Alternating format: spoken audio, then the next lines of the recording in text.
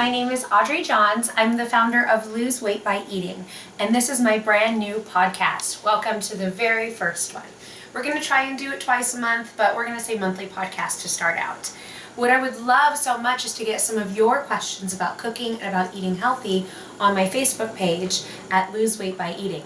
Send me some questions. Once a week I'll put out a post asking you for your questions, and then we'll try to answer a couple of them here each month on my podcast. Well, we're going to get started with one of my favorite recipes, a stuffed chicken recipe. And stuffing chicken is really easy. You can actually use any kind of ingredients that you want. I was really thinking summer today, and I had some beautiful fresh basil, and I thought I really want a caprese salad, but I wanted to stick it all inside of a piece of chicken and make it a whole big meal. So I want to show you how to make it. It's skinny, it's delicious, it's very impressive, but very easy. And you can, it took me so long to your family, but you and I all know it was really easy. The first thing you want to do is you want to crack one large egg into a pie tin and put about a quarter of a teaspoon of water, and then you're just going to whisk it up. Next, you're going to take about a cup of panko or breadcrumbs, and you're going to put it in a separate pie tin. I just find that it's easier to roll the stuffed chicken in a pie tin rather than a not so shallow bowl. So next we're going to add to the panko, of course, some delicious Parmesan cheese. And this will give it a nice crispy crust. It'll give it a little bit of nutty and salty flavor as well. And of course, the more cheese, the better. I really do love Parmesan cheese. It's one of the better cheeses to use if you're looking to lose weight because it has so much flavor for such a small amount. So you don't have to use quite as much cheese when you do end up using Parmesan. Next, I'm gonna add about a teaspoon and a half of garlic powder. Here we go. We want it really, really flavorful and delicious. And next, just some salt and pepper to taste. All right. Now that I've got these all mixed up, I'm just going to use my hands because our hands are going to get real dirty in this. Don't be shy. Next thing we're going to do is we are going to cut into these beautiful chicken breasts. What I've got here is 2 boneless, skinless chicken breasts. And when you look at them, you'll always notice that one side is slightly thicker than the other side. So you want to find that thicker side, and that's where we're going to make our incision. So time for a little Dr. Audrey. Ready? I like to use a paring knife. It's small, I'm small, so it just makes it a lot easier for me. You're going to want to use your sharpest knife though, and take your time. This should not be a rush on this one. So I'm just going to go in, add about half right here, and I'm going to put my hand on top to steady it, and I'm going to go really slowly and make a nice incision. All right, little birdie, you're doing well. Little nip and tuck and you'll be ready for dinner. All right, and then you can slowly start to pull it back, and it will kind of help you open itself up. See how I go back a little bit? Use my knife, and if you get a hole in the bottom, that's okay. A little bit of cheese seeping out the bottom, nobody is going to complain about that, I promise you. All right, so we've got our first one ready. Now we're going to do our next, and I'm going to go a little faster on this one. Open her up. Look how pretty that is. And then I'm going to leave about a half an inch on the end there because it starts to get real thin and you don't want it poking out the other side. All right, so now that we've got everything ready, we're going to get our fillings out. Now, what we've got here is just some really nice, I have some lemon basil, but you can use any fresh basil that you have. This has a really, really beautiful lemon flavor. It almost smells like cassis. I love it. Then I've got some sliced mozzarella cheese. I like the skim. I like the harder. I don't really like it so slimy and wet. It will just gives it a sharper flavor for me. And then I've just got 1 Roma tomato. So I'm going to slice the Roma tomato thinly, and if you can, as you're doing it, go ahead and let some of the juices slip out because you don't want to make this too moist. See how they just kind of start to come out? All right. And typically a perforated knife will be easier for this. See how it kind of just shake some of the seeds out a little bit. All right, we're ready. So, all right, chickie, here we go. We're gonna put down the tomatoes first. In fact, I think I need to make my incision just slightly deeper. There we go. Tomatoes. And basil. And I'm going to save a little bit of the basil and a little bit of the mozzarella cheese to place on top later. And I'm going to slice up the rest of this tomato and place it on top later too. It'll look really pretty. All right. Save a couple basils. Look how pretty that looks. I love the colors.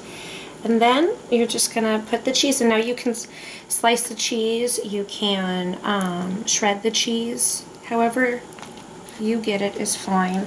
I find that if I slice it, then I can kind of cut and paste, you know, into the size that I want it. All right, now we've got it where we want it. Look how pretty these are. You don't want too much poking out because remember we're still gonna stick these in the oven. So, let's get started. I've got just a 9x9 casserole dish, but if you don't have one of these and you just have a cookie sheet, that would work as well. I'm going to gently, with kind of like I'm eating a sandwich with the open side towards me, I'm gonna hold my chicken and I'm going to dredge it in the egg and water mixture and make sure I get everything off of it. And then I'm going to go into my panko mixture. And often I have people contact me and say, I cannot get this baked chicken to crisp up like I could get my fried chicken. And you know, they're trying to be good, they're trying to have something more healthy. And the key to it is get all the extra breadcrumbs off. And I know that sounds crazy. You think more breadcrumbs, more crunch. But what happens is the top layer of breadcrumbs will come off and they'll be the crisp part, leaving a soggy layer underneath once you pick up your chicken. So always make sure you kind of get all the extra off. All right, next chicken breast. And now we're ready to move on to our asparagus. Nothing smells and tastes more like summer to me than asparagus with garlic and a little bit of lemon zest. It's crisp, it's clean, it's easy and delicious, and if you make them just a little extra salty, they'll be reminiscent of having some French fries with this, so I really like that. Shake it all off, and these guys are ready. I'm going to do a quick wash up and then we're going to get started on the asparagus. So I placed my chicken in the oven at 350 degrees. It needs 15 minutes and then you'll flip it over and do it for another 15 minutes. Place a little bit of extra cheese, basil, and tomato on top, and then put it on the broiler for maybe 50 seconds, maybe a minute. Keep an eye on it so it doesn't burn, and then your chicken will be ready. So my asparagus only takes about 15-20 minutes, so now I've got time to get on this while I've got my chicken cooking in the oven. Now I've taken all of the bottoms off of the asparagus. The best way to make sure that you've cleaned your asparagus and you've gotten the tough parts off is it snaps. So once you've snapped it off, then you know you've got the tender part left. Then I'm going to add some garlic.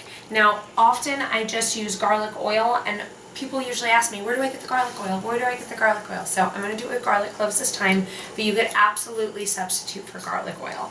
I like to just take out a little aggression and smash my garlic cloves. I don't want them to completely come apart, but I do want them to release their juices. Here we go. So see how it's just kind of bruised and fallen apart? This is what you want. Look at all that. There's nothing better than your fingers smelling like garlic after cooking. I love it. All right, garlic clove number 2. Like I said, if you just want it to stay together, I'm gonna get the little jacket. There we go. All right, on to the next. The lemon. I love lemon zest. And don't worry, we're gonna use the lemon juice later on for a really nice glaze for the top. So I'm going to take the lemon zest off. I don't want any of the white. I don't want the pith. That's gonna be very tart and sour. I want just the outside, which has this really almost sweet lemon scent to it. It adds such a delicious flavor to asparagus. So as you see, I'm not going too deep. See how deep I'm going? I don't want to go all the way down to the bottom. And I'm just kind of making it easy on myself, just grating it right over my asparagus. Nothing super fancy. It's just a Sunday night with the fam. All right. Next, a little bit of salt and pepper. To taste, of course. If you don't like salt, skip it. I like salt. I can't help it. And then just some regular olive oil. That's it. I'd say that's about 2.5 tablespoons of olive oil.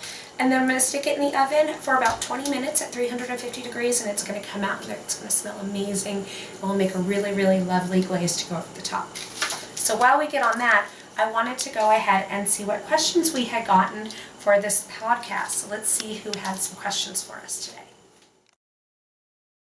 So we're back for our questions and answer part of the podcast.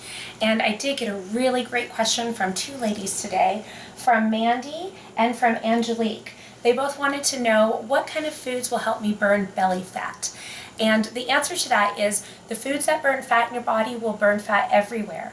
But typically for us women, it's unfortunate, the belly fat is the last thing to go.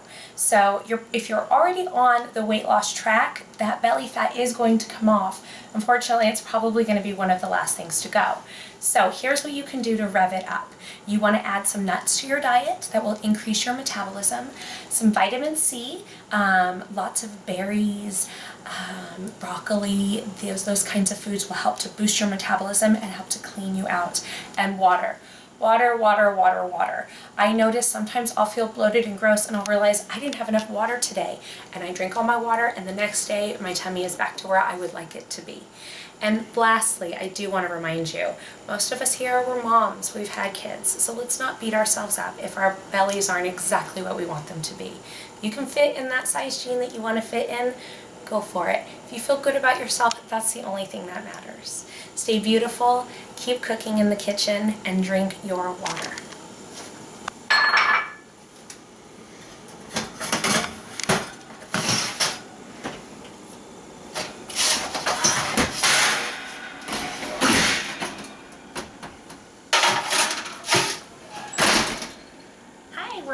And the food is almost all ready. So right before I take it out of the oven, I want to make this delicious glaze that I love to put over all of my different vegetables, but over this asparagus especially, it's good. So all you're going to use is the rest of the lemon. You had already used the zest of it. I chopped up some fresh basil here. We're going to add the two to a nice bowl. You could also do this right over the asparagus if you wanted. We're just going to get the juice of half of a lemon. Oop, I let one slip through my fingers. Then we're gonna grate in some garlic. There we go. Let's put it away with my big knife. All right. You know, it doesn't even faze my family when I do that. It should make them jump, but they know it's just garlic. So I like to grate in garlic. You could actually just chop it in and that would be fine, but I just find this is so much easier, especially since I'm gonna have the grater out for the cheese. So I've got 1 clove of garlic grated in just until it's about to hurt my fingers, and I put it down. And then I'm gonna do some Parmesan cheese, about 1.5 teaspoons, 2 teaspoons. Maybe 3. And then some olive oil. Mix this all together. Say that's about 1.5 tablespoons. You know, most of these recipes are just off the cuff. I go, this would be good and this would be good.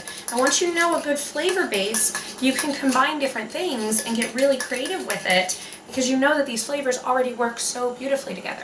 So let's get the food out of the oven and see what dinner looks like tonight. I'm really excited to show you these chicken breasts. Here we go. Watch this. Oh,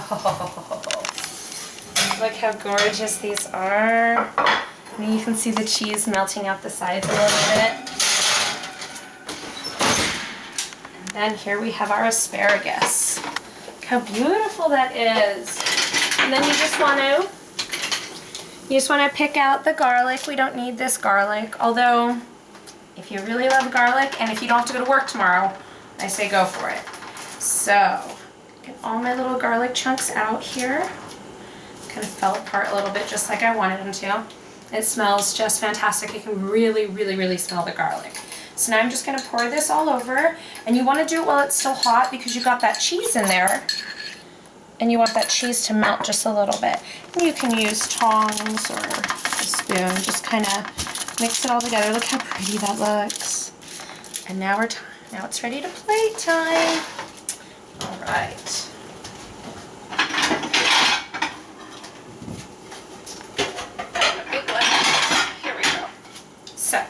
I'm gonna put some beautiful asparagus.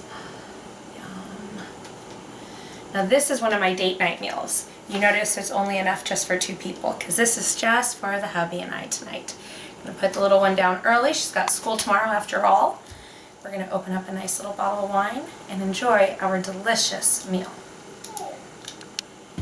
Here we are. This is my amazing stuffed chicken breast with mozzarella, basil, and tomatoes, and then some delicious fresh summer asparagus with basil and lemon and a little bit of garlic. I hope you enjoy this delicious meal. Check out many more on my website at loseweightbyeating.com, and happy eating!